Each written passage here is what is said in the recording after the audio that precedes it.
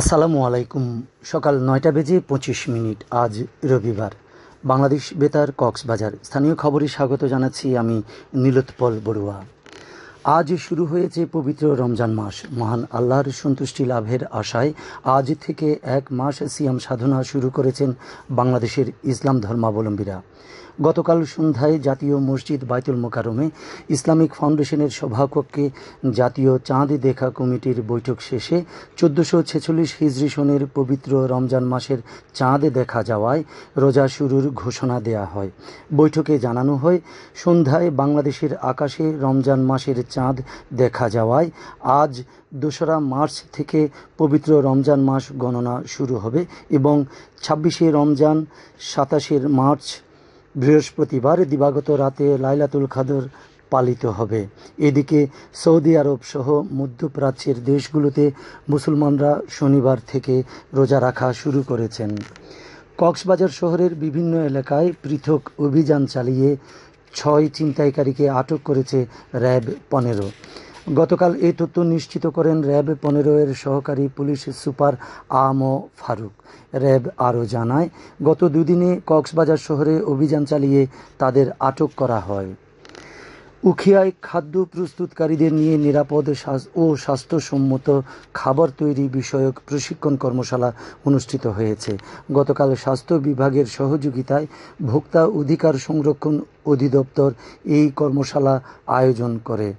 Kotbazar training সেন্টারে অনুষ্ঠিত এই কর্মশালায় প্রধান অতিথি ছিলেন ভোক্তা অধিকার সংরক্ষণ অধিদপ্তরের জেলা সহকারী পরিচালক আল হাসান মারুফ।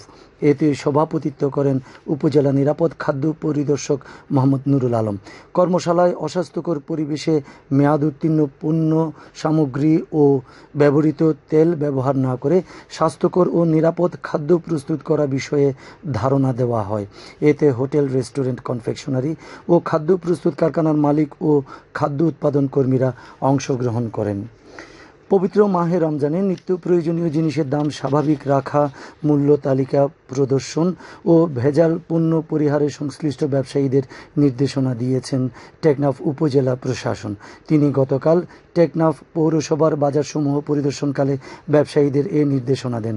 সহকারী কমিশনার ভূমি আরিফ উল্লাহ নিজামী এ সময় বাজার পরিচালনা কমিটির সদস্য, আইন শৃঙ্খলা রক্ষাকারী বাহিনীর প্রতিনিধি ও সংশ্লিষ্টরা উপস্থিত ছিলেন।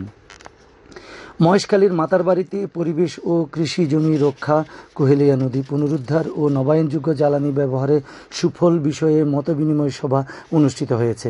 মহেশখালী জনসুরক্ষা মঞ্চ ও উপকূল সুরক্ষা ফোরামের আয়োজনে গতকাল উপজেলার মাতারবাড়ি শাহ মুজিদিয়া মোহাম্মদিয়া মাদ্রাসা মাঠে এ মতবিনিময় সভা অনুষ্ঠিত হয়।